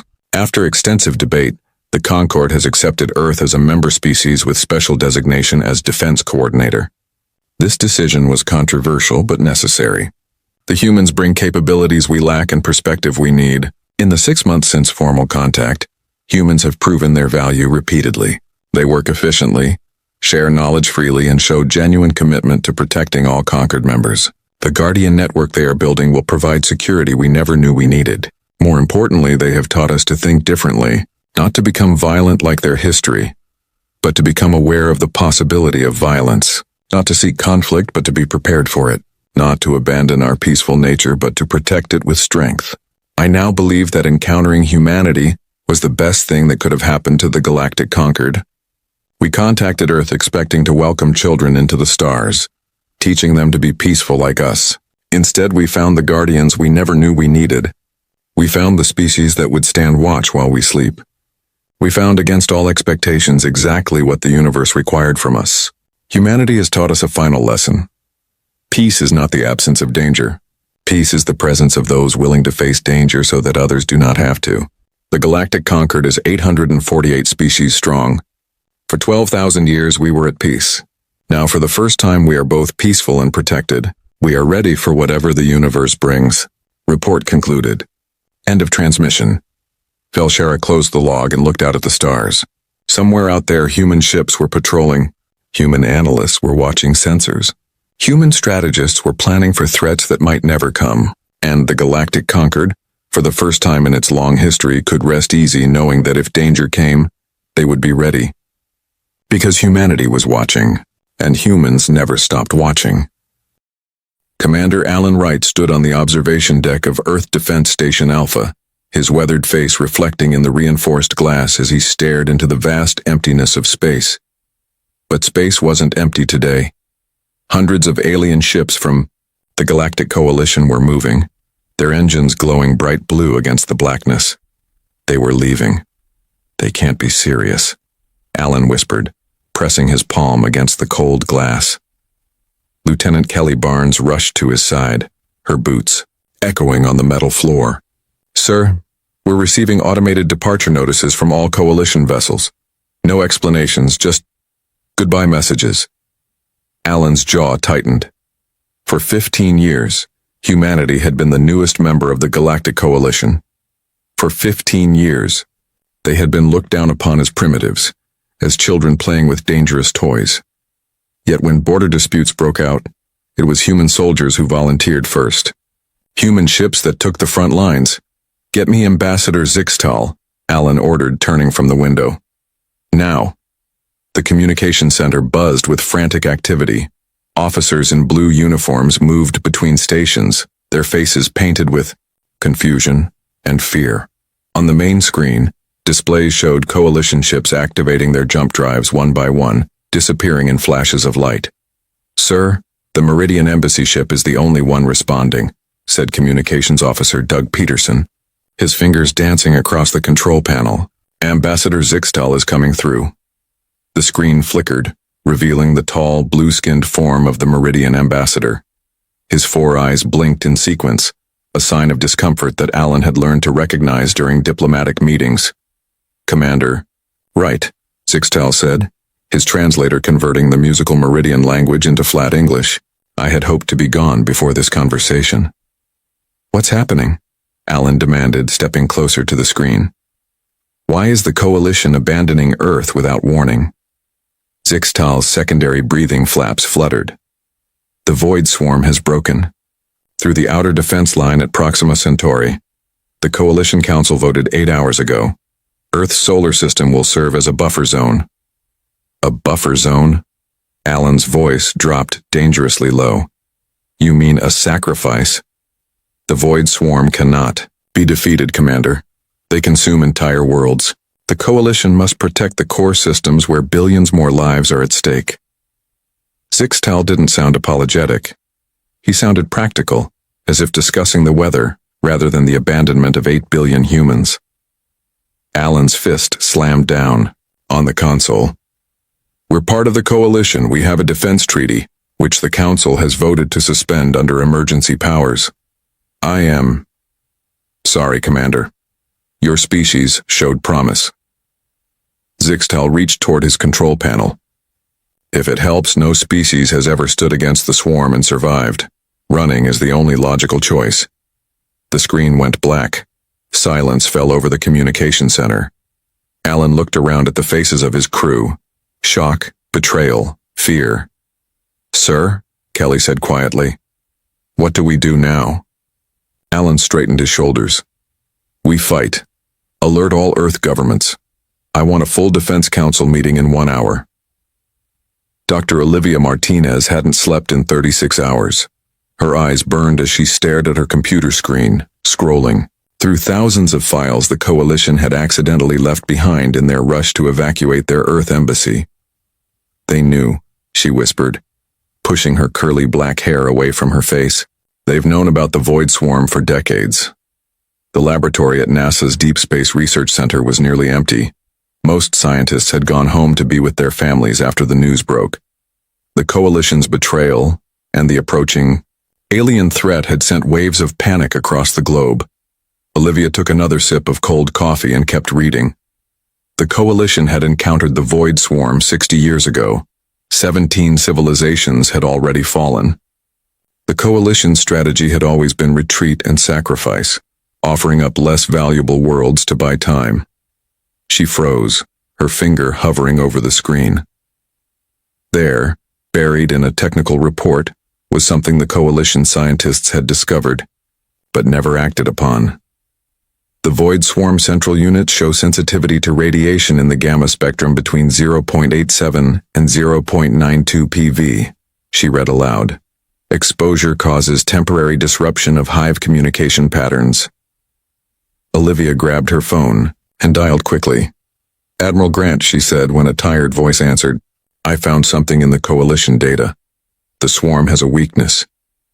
Bill Harmon walked the fence line of his Montana ranch as the sun set behind the Rocky Mountains. The radio in his pocket had been broadcasting news all day. Alien allies abandoning, Earth governments declaring states of emergency, military assets being repositioned. At 62, Bill had seen a lot. He'd watched in wonder when the first Coalition ships arrived 15 years ago. He'd celebrated when humanity joined the galactic community. He'd even hosted 2 alien tourists who wanted to see an authentic Earth farm. Now he watched the darkening sky with new eyes scanning for threats. A flash of light caught his attention, too quick for a shooting star, too bright for an airplane. Then another, and another. Small objects were entering the atmosphere, leaving bright trails as they descended. Bill's hand tightened around his flashlight. He wasn't a military man, but he didn't need to be to understand what was happening. The invasion had begun. Admiral Susan Grant stood in the Pentagon's war room, surrounded by screens showing defense positions around the globe. At 58, she had never expected to be in charge of Earth's last stand. The President has authorized full deployment of all strategic assets, she told the assembled military leaders, some present in person, others joining via secure video. As of now, we are at war. Commander Alan Wright's face appeared on the main screen, broadcasting from the space station. Admiral, we've spotted the first wave. Smaller ships, likely scouts. They're entering the atmosphere at multiple points. Any communication attempts? Susan asked. We've tried all frequencies and protocols the Coalition gave us. No response. Alan looked exhausted but determined. They're not here to talk. Susan nodded grimly. Then we make Earth too costly to take. I want all orbital platforms weaponized. Commander Wright, you're authorized to convert the civilian satellites, if necessary. Her phone buzzed. A message from Dr. Martinez. Found potential weakness. Need to meet ASAP. We have resources the Coalition doesn't know about, Susan told the room. And something they never expected from us. The will to stand and fight. On screens around the world, news programs showed the first images of the alien ships. Dark, asymmetrical shapes against the blue sky, like ink blots spreading across a clean page. In homes and bunkers and emergency centers, humans watched and waited. Unlike the 17 species before them, they weren't running. They had nowhere to go. Earth would stand and fight. Commander Alan Wright returned to the observation window after the emergency meeting. Earth looked peaceful from orbit. Blue oceans, swirling white clouds, green and brown landmasses. Home, behind, him. The station hummed with activity as his crew converted scientific equipment into defensive systems. They had limited weapons, limited shields, limited everything, but they had something the Coalition had never understood about humans. Limitless determination. His communication officer called out, "Sir, we're detecting more void swarm ships entering the solar system. Dozens. Hundreds of them." Alan watched as the first dark ships appeared in the distance. Their shapes unlike anything the Coalition had designed. Organic, almost, like giant insects made of metal and shadow. "Send word to Admiral Grant," he said calmly. "First major contact in 30 minutes, and tell Dr. Martinez to hurry with that research." He straightened his uniform and turned to face his crew. "Throughout human history, we've faced overwhelming odds," he said. "This is no different. We fight not because victory is certain, but because the alternative is unthinkable." Outside the window, Earth continued its slow, peaceful rotation, unaware that it was about to become the first, and perhaps last battlefield in humanity's greatest war. 3 weeks had passed since the Coalition abandoned Earth. The planet now stood alone against the Void Swarm, an enemy that had devoured 17 civilizations before them. Military bases around the world had transformed into coordination centers, as humanity prepared for the fight of its existence. Dr. Olivia Martinez wiped sweat from her forehead as she worked in the underground Houston facility. The lab once used for energy research now held 20 scientists working around the clock. Pipes and wires covered the walls. Machines hummed day and night. "The radiation has to be precisely calibrated," Olivia told engineer Paul Rodriguez. "Too weak and it won't affect the swarm. Too strong and—" Paul nodded, understanding the unspoken concern. They had discovered that the Void Swarm was vulnerable to specific radiation frequencies, but that radiation was also deadly to humans. Any weapon they created would endanger its users. "I've reinforced the shielding on the prototype," Paul said, pointing to a bulky rifle-like device on the testing bench. "It should give the soldier using it about 15 minutes before reaching dangerous exposure levels." Olivia frowned. 15 minutes isn't enough. "It's all we've got for now." The lab door opened and Admiral Susan Grant walked in. Her uniform was wrinkled and dark circles had formed under her eyes. Like everyone else, she had barely slept since the invasion began. "Please tell me you have good news, Doctor," Susan said. Olivia gestured to the prototype weapon. "It works in testing. The radiation disrupts their communication patterns, but it comes with a cost." "Everything in this war comes with a cost," Susan replied grimly. "We've lost 23 cities worldwide. The swarm is establishing processing centers in each location." Paul looked up sharply. "Processing centers? They're stripping resources and we think they're collecting genetic samples from captured humans. We don't fully understand their purpose yet." Olivia pushed away from her desk. "We need more time." "That's the one thing we don't have," Susan said. "I'm authorizing production of 200 radiation weapons based on your prototype. We'll warn the soldiers about the risks." "They'll die," Olivia whispered. Susan's face hardened. "Many are dying already. At least this way, they take some of the enemy with them." Captain Dwayne Clark lay flat on his stomach at the edge of a rooftop in what used to be downtown Atlanta. His squadron of 12 Special Forces soldiers were spread across several buildings, all watching the alien structure that had grown in the center of the city. The Void Swarm ships had landed 3 days ago, unfolding like terrible flowers to reveal their true forms. They weren't ships at all, but massive creatures, part machine, part biological material. Now they were constructing a tower that pulsed with sickly purple light. "Alpha team in position," Dwayne whispered into his radio. "Visual on the target." "Bravo team ready," came the response from Lieutenant Kathy Winters on a nearby building. Dwayne adjusted his scope, focusing on the aliens moving around the base of the tower. They were tall, insect-like creatures with multiple limbs and glossy, black exoskeletons. Some had tool-like appendages while others carried what looked like weapons. "Remember the objective," Dwayne said. "We need to capture one of their scout ships intact. Command wants to understand how they communicate." "Roger that," Kathy responded.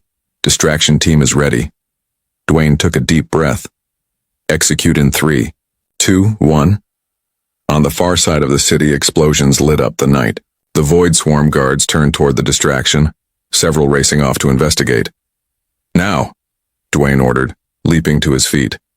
His team rushed forward, using grappling equipment to descend from the buildings. They moved with practiced precision toward the smaller scout ship parked near the tower. The first aliens noticed them when they were halfway there. Strange high-pitched sounds filled the air, their alarm system. Dwayne fired his rifle, the bullets punching through the aliens' armor at the joint areas. "They're coming from the east side," Kathy shouted through the radio. "At least 30, Dwayne reached the scout ship first, placing explosive charges on what they believed was the entry point. "Fire in the hole." The small explosion blew open a hatch. Dwayne and 3 soldiers rushed inside while the rest of the team formed a perimeter. Inside, the ship, everything was organic and machine blended together. Controls pulsed with light and surfaces felt warm to the touch. "Plant the disruptors," Dwayne ordered. The team placed small devices on what looked like important systems. These were designed by Dr. Martinez's team to temporarily disable rather than destroy. Outside, gunfire intensified. "Captain, we're losing ground." Kathy's voice crackled through the radio. "Peters is down. Gonzalez too." "Start the extraction," Dwayne replied. "We've got what we came for." The scout ship's systems dimmed as the disruptors activated. Dwayne felt the vessel shudder beneath his feet. "It's working." Back to the rendezvous point. They fought their way out, each step costing them. Of the 12 who started the mission, only 7 made it back to the hidden transport trucks, but they had done it. Captured an alien scout ship that could reveal the secrets of the Void Swarm's hive mind. As they drove away, Dwayne looked back at Atlanta's burning skyline. The city was lost, but maybe, just maybe, they had gained something that could save many others. Ambassador Carol White walked slowly through the abandoned Galactic Embassy, her footsteps echoing in the empty halls. 3 weeks ago, this building had been filled with representatives from 26 alien species. Now only she remained, Earth's voice to a galaxy that had turned its back. A noise from the communication center caught her attention. Carol reached for the small pistol at her hip. She'd never needed a weapon as an ambassador before the invasion. "Show yourself," she called out. A thin figure stepped from the shadows. It wasn't human. The skin was pale yellow with faint green stripes, and the eyes were too large, set wide on a narrow face. "Ambassador White," the alien said, its translator converting the words to English. "I am Vex, trader from the Centauri systems." Carol kept her weapon raised. "All Coalition members left Earth. Why are you still here?" Vex's mouth curved in what might have been a smile. "I am not well regarded by the Coalition, and I was curious. No species has ever stood against the Void Swarm before. I wanted to see what humans would do." "We're fighting for our survival while your people ran," Carol said bitterly. "My people ran long before yours even reached the stars," Vex replied. "But I stayed, and I bring information that might help." Carol lowered her weapon slightly. "What information?" "The Void Swarm isn't just consuming resources. They're collecting genetic material from every world they invade. They evolve by incorporating the strengths of other species." Vex stepped closer. "But they've never encountered humans before. Why would humans be any different?" "Because your species has something rare in the galaxy: genetic diversity. Most evolved species reach uniformity. Humans contain more variation than any spacefaring race the Coalition has encountered." For the first time in weeks, Carol felt a flicker of hope. "And this matters how?" "It may confuse their assimilation process." Vex's large eyes blinked slowly. "It's not much, but it's something, and I have more to share if you're willing to listen." Carol holstered her weapon. "I'll listen, Right now, Earth needs every advantage it can get. Outside the embassy window, fighter jets screamed overhead, heading toward another battle against the invaders. One small alien and one human stood together, an unlikely alliance in humanity's darkest hour. The first major battle for Earth's orbit began at dawn. Admiral Susan Grant stood in the command center beneath the Rocky Mountains, watching as red dots representing void swarm ships closed in on the blue dots of Earth's defense fleet. All ships, report ready, Admiral, Lieutenant Kelly Barnes said, her voice steady despite the tension filling the room. Radiation weapons are armed and crews are wearing protective gear. Susan nodded grimly. The experimental weapons developed by Dr. Martinez's team had been rushed into production. Every soldier using them knew the risk, radiation poisoning that would kill them within weeks even with the best protective gear available. Launch the attack, Susan ordered. May God help us all. On screens covering the wall, Earth's remaining spaceships moved to intercept the void swarm. Fighter jets launched from aircraft carriers. Ground-based missiles streaked into the sky. The battle had begun. Dr. Olivia Martinez stared at the blood sample under her microscope. She had been working for 72 hours straight, fueled by coffee and determination. The captured scout ship had provided crucial information about the void swarm's biology. Look at this, she said to Paul Rodriguez, who was nearly asleep at his desk. The swarm cells are trying to absorb the human DNA, but they're struggling. Paul rubbed his eyes and joined her at the microscope. What does it mean? Vex was right. Our genetic diversity is confusing them. Olivia straightened, excitement in her tired eyes. Their strength is adaptation through absorption, but human DNA is too varied. It's causing errors in their assimilation process. Can we use this? Paul asked. Olivia was already moving to her computer. We can create a virus, something that uses human DNA as a carrier. If we can introduce it into their hive mind network, it could disrupt their entire collective, Paul finished. But how do we deliver it?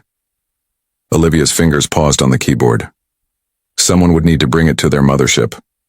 The largest void swarm vessel in orbit. They both knew what that meant. A suicide mission.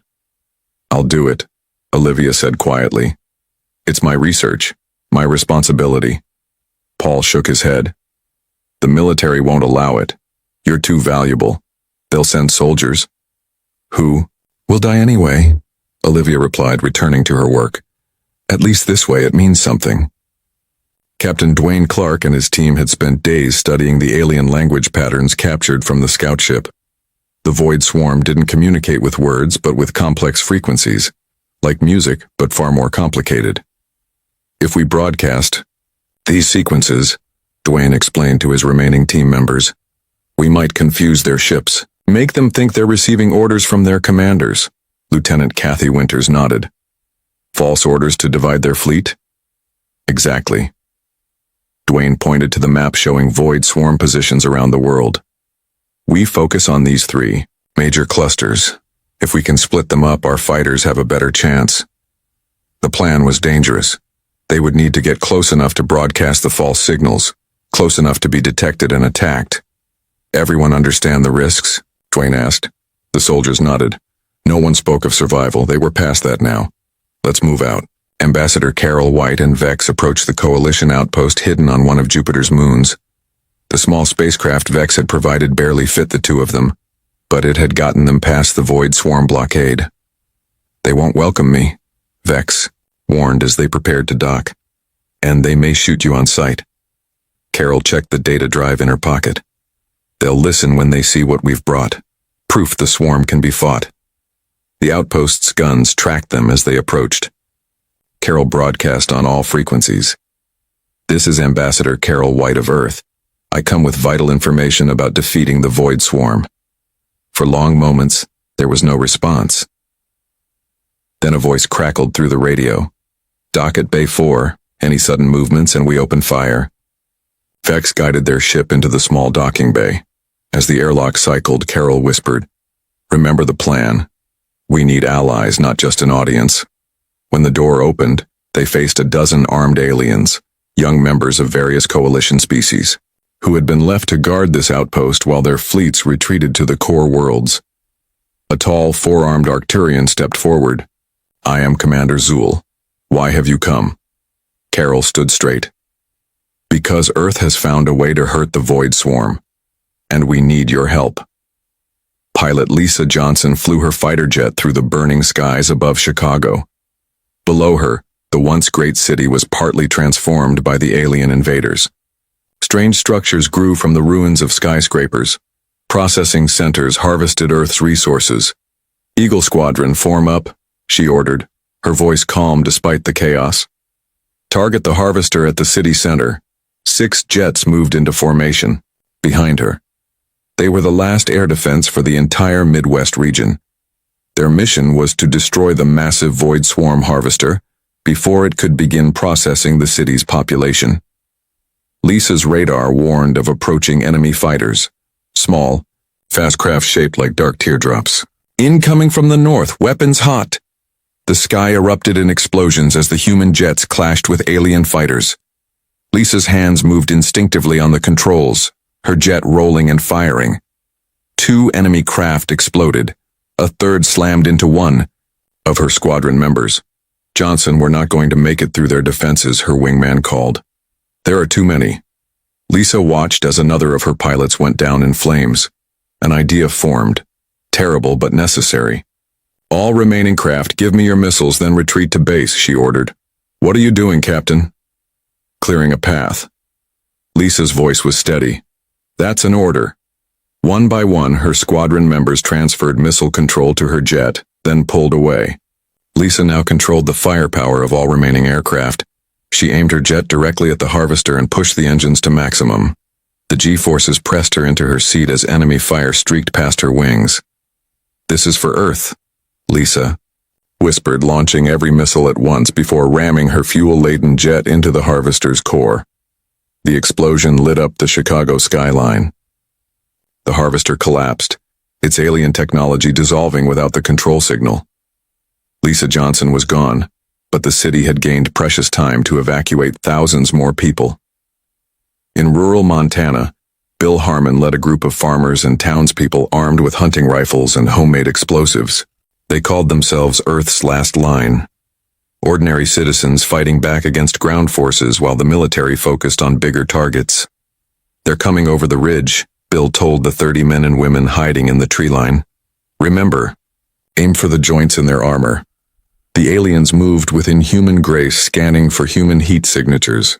They weren't expecting resistance here, so far from major cities. "Now!" Bill shouted. Rifle fire erupted from the trees. Explosives detonated under alien feet. The surprise attack worked. 7 invaders fell before they could respond. Similar scenes played out across the globe as humans proved they would fight for every inch of their world. The Void Swarm, accustomed to species that surrendered or fled, had never encountered such widespread resistance. They were learning that humans didn't just fight with their military. They fought with everything they had. Dr. Olivia Martinez stood before Admiral Susan Grant in the Joint Military Council. Her research notes spread across the table. Dark circles under her eyes showed her exhaustion, but her voice remained strong. "The virus is ready," she said. "It carries modified human DNA that will confuse and corrupt the Void Swarm's hive mind, but it must be delivered directly to their central neural cluster." Susan frowned. "You mean their mothership? The one in high orbit surrounded by hundreds of fighter craft?" "Yes, and it can't be sent by missile or drone. Their defenses would detect and destroy it." Olivia took a deep breath. "Someone has to carry it in." The room fell silent. Everyone understood what she was proposing. Colonel Joe Ramirez, a tall man with a weathered face and 20 years of Special Forces experience, stood up. "My team will take it." "Joe," Susan began. "With respect, Admiral, this is what we do." His voice was calm, certain. "Dr. Martinez has created the weapon. Now we deliver it." Olivia looked at the soldier gratefully. "The carrier needs to be injected with the virus beforehand. It will make you part of the weapon. The swarm will detect regular human DNA, but This modified version should slip past their sensors. Will it hurt? Joe asked plainly. Olivia hesitated. Yes, very much. Joe nodded once. When do we leave? The infiltration team prepared in silence. Colonel Joe Ramirez and 5 soldiers from different Special Forces units checked their equipment one last time. The medical team had already injected them with the modified virus, and they could feel it changing them from within. A constant burning sensation under their skin. 30 minutes to launch, a voice announced over the intercom. In the corner of the room, Dr. Martinez made final adjustments to 6 small devices. These will protect the virus until you reach the central chamber, she explained. After that, the swarm's own network will spread it. The soldiers attached the devices to their tactical vests. No one spoke about the fact that this was a one-way mission. Joe checked his team. Sergeant Laura Reed, demolitions expert. Corporal Rick Foster, communications specialist. Private Sam Cook, tech expert. Lieutenant Ben Morris and Captain Ali Chen, both with advanced combat training. All volunteers. All already dying from the virus. Admiral on deck, someone called. The team stood at attention as Susan Grant entered the room. She looked at each soldier in turn, memorizing their faces. The Void Swarm thinks we're like all the other species they've consumed, that will break and run. Susan's voice was low but carried to every corner of the room. You're about to prove them wrong. Humanity doesn't surrender, and we don't abandon our home. She saluted them. Good hunting. The stolen Void Swarm transport ship moved silently through space, its systems broadcasting the correct identification codes thanks to Captain Dwayne Clark's earlier mission. Inside, Colonel Joe Ramirez and his team checked their weapons one last time. We're approaching the mothership, Lieutenant Ben Morris said from the pilot's seat. No sign they've detected us yet. Through the view screen, the Void Swarm mothership loomed enormously. Unlike the smaller craft, it wasn't sleek or predatory. It resembled a massive, misshapen tumor, bulging and irregular with pulsing light beneath its surface. Remember the plan, Joe told his team. We dock, we move to the central chamber, we deploy the virus. Any questions? There were none. These soldiers had accepted their fate. The transport ship docked without incident. When the airlock opened, Joe was the first to step inside the mothership. The interior was warm and humid, with surfaces that seemed half mechanical, half organic. Lights pulsed along the walls like blood through veins. This way, Sam Cook whispered, following the signal on his detector. The neural cluster should be 2 levels down. They moved silently through curving corridors, encountering few swarm drones.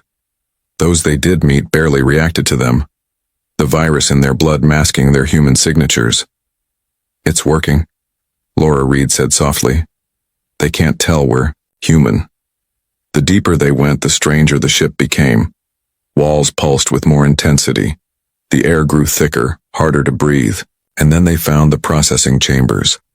Transparent pods lined a massive chamber, each containing what appeared to be different alien species in various stages of change. Some were clearly dead, their bodies partly dissected. Others still moved, their features slowly morphing into something resembling the Void Swarm. They're studying them, Rick Foster whispered in horror. Learning how to absorb their traits. Joe forced himself to look away. Keep moving. We can't help them now. As they descended to the lower level, the burning sensation from the virus intensified. Ali Chen stumbled, blood trickling from her nose. The virus is accelerating, she said, wiping the blood away. We don't have much time. They reached a massive door that pulsed with energy. Sam attached a device to what appeared to be a control panel. After a moment, the door slid open. The central chamber was unlike anything they had imagined. A vast, spherical room filled with a web of glowing, living circuitry. At its center floated what looked like a brain the size of a small house. Not solid, but composed of shifting, flowing material that changed colors as they watched. The neural cluster. Olivia's voice came through their earpieces. She was monitoring. From Earth. That's it, the core of their hive mind. Security systems finally recognized the threat. Alarms blared and the door behind them sealed shut. swarm guards, larger versions of the drones they'd seen on Earth, began to pour from side passages. "Defensive positions," Joe ordered. The team formed a circle, weapons ready. The guards charged and the humans opened fire. Bullets tore through alien flesh, and the special ammunition containing trace amounts of the disrupting radiation caused the creatures to convulse before dying. Sam worked frantically to reach the neural cluster, while the others provided cover, fire. "I can't get close enough," he shouted. "The field around it repels anything with mass." Olivia's voice crackled through their comms. "The virus itself needs to make direct contact with the neural material. One of you has to—" Joe understood. He looked at his team, all fighting bravely against overwhelming odds. Ben had already fallen. Rick was badly wounded. "Cover me," Joe said, removing his equipment and weapons. "I'm going in." Laura nodded, understanding his plan. "It's been an honor, Colonel." Joe ran toward the brain-like structure, dodging enemy fire. The burning inside him had become unbearable, the virus reaching its final stage. As he approached the energy field surrounding the neural cluster, he felt his body begin to break down.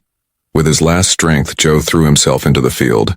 Pain beyond anything he had ever experienced tore through him as the field tried to repel him. But the virus in his blood was already changing him, making him compatible with the swarm's biology. He pushed through, his body dissolving as it made contact with the neural material. Joe Ramirez's last thought was of Earth, blue oceans, green forests, and 8 billion humans who might now have a chance to survive. Then he was gone, absorbed into the hive mind. But the virus went with him. Across Earth, people watched their screens as strange events unfolded in space. The void swarm ships, once moving with perfect coordination, began to drift aimlessly. Some fired on each other. Others simply shut down, floating dead in orbit. In the underground command center, Admiral Susan Grant stared at the tactical display with disbelief and growing hope. "It's working," she whispered. "The virus is spreading through their network." Communication Officer Doug Peterson looked up from his station. "Admiral, we're receiving signals from the infiltration team's ship." Susan rushed over. "Any survivors?" "Captain Allie Chen and Sergeant Laura Reed," Doug replied. "They're reporting that Colonel Ramirez successfully delivered the virus to the neural cluster. He merged with it." Susan closed her eyes briefly. "Get those women home.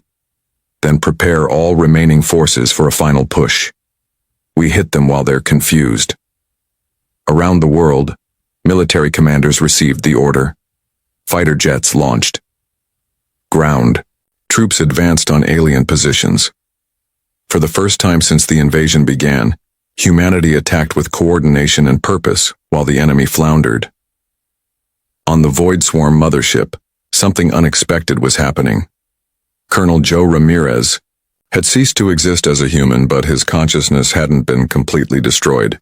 The virus carrying modified human DNA had created a bridge between his mind and the swarm's collective intelligence. Deep in the neural cluster, Joe found himself still aware, still thinking. The Void Swarm's collective mind surrounded him, alien, vast, and terrifying. But the virus was doing its work, creating chaos in the perfectly ordered hive. Joe couldn't control his body anymore. He had none. But he discovered he could push thoughts into the chaos, adding to the confusion. Images of Earth, memories of humanity's stubborn resistance, the concept of individual will versus collective control. The swarm had never encountered this kind of attack before. Physical weapons they understood. But this invasion of their shared consciousness by a single human mind, backed by the genetic diversity of an entire species, was something new. The mothership shuddered as control systems failed. Throughout the vessel, confused swarm drones attacked each other or simply shut down. In what remained of Joe's fading human consciousness, he felt satisfaction. He had become a virus himself, infecting the enemy from within. Captain Dwayne Clark led the assault on the Void Swarm transport ship. His team moved quickly through the corridors, encountering minimal resistance from the confused alien crew. Life signs ahead. Lieutenant Kathy Winters reported, checking her scanner. Not human. Lots of them. They broke through to a large chamber and stopped in shock. Dozens of transparent pods lined the walls, each containing an alien being. Unlike the processing chambers on the mothership, these aliens appeared to be in stasis, not being changed.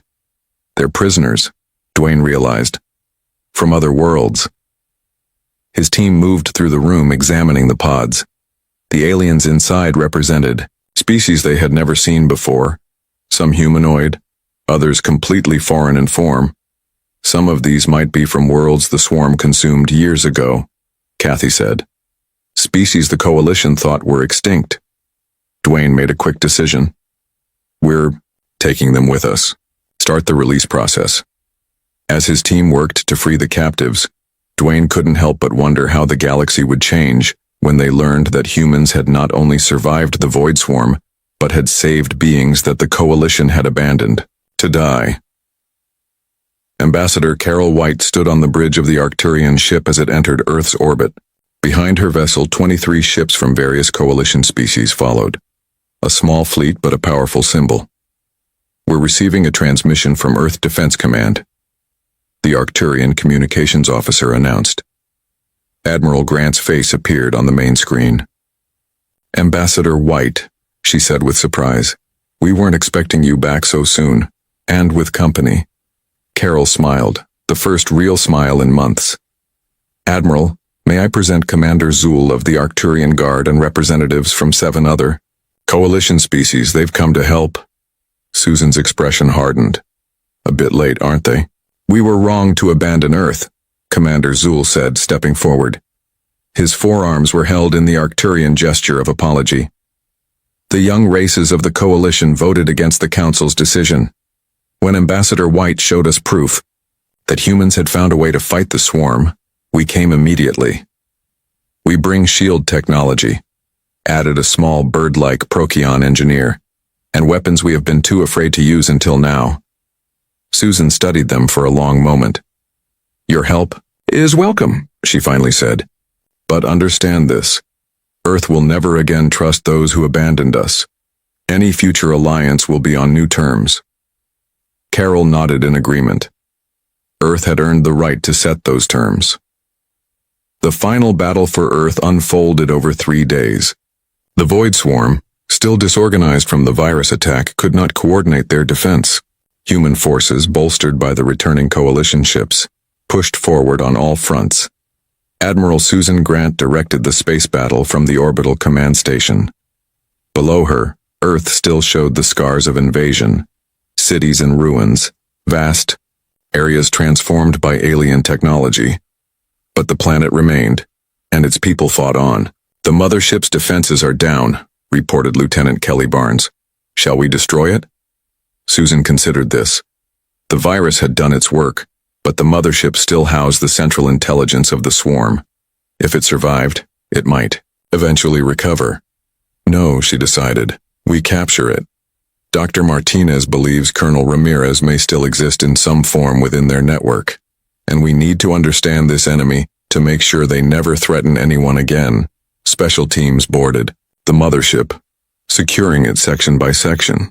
In the central chamber, they found the neural cluster changed, no longer pulsing with alien colors but glowing with a steady blue light. When Dr. Olivia Martinez finally entered the chamber, she approached the cluster carefully.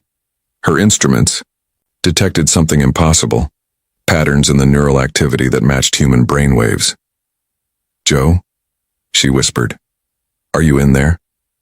The light pulsed once, twice, 3 times. A deliberate response. Tears filled Olivia's eyes. We'll find a way to communicate, she promised. We won't abandon you. 5 years later, Bill Harmon's Montana ranch hosted representatives from 27 alien species. His fields, once trampled by fighting, now grew tall with wheat. The barn had been expanded into a meeting hall where the new Galactic Defense Council gathered. Ambassador Carol White stood before the assembled delegates. Earth had changed in the years since the invasion. Humanity had rebuilt cities, incorporated, salvaged alien technology, and established themselves as leaders in the reformed galactic community. Today we honor those who stood their ground when retreat seemed the only option, Carol said. We remember that courage isn't about being fearless. It's about facing fear and still doing what must be done.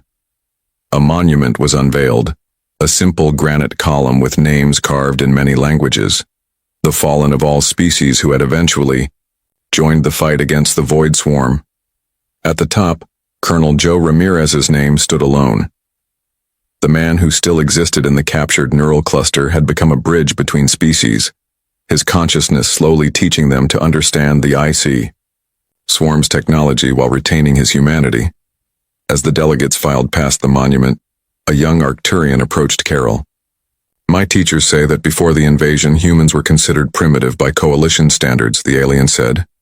Is that true? Carol smiled. Technology doesn't define advancement. Courage does. Sacrifice does. Standing by your allies does. Me. Arcturian nodded thoughtfully. That is why all our military academies now study Earth tactics and philosophy. Carol looked out over the gathering. Once mighty species now learning from humans, the allies who had fled now returned with respect, rather than condescension. Earth had suffered greatly, losing nearly a third of its population. But humanity had proven something to the galaxy and to themselves. When every species fled the invasion, only humanity stayed to fight. And in doing so, they had saved not just themselves, but perhaps the soul of galactic civilization itself.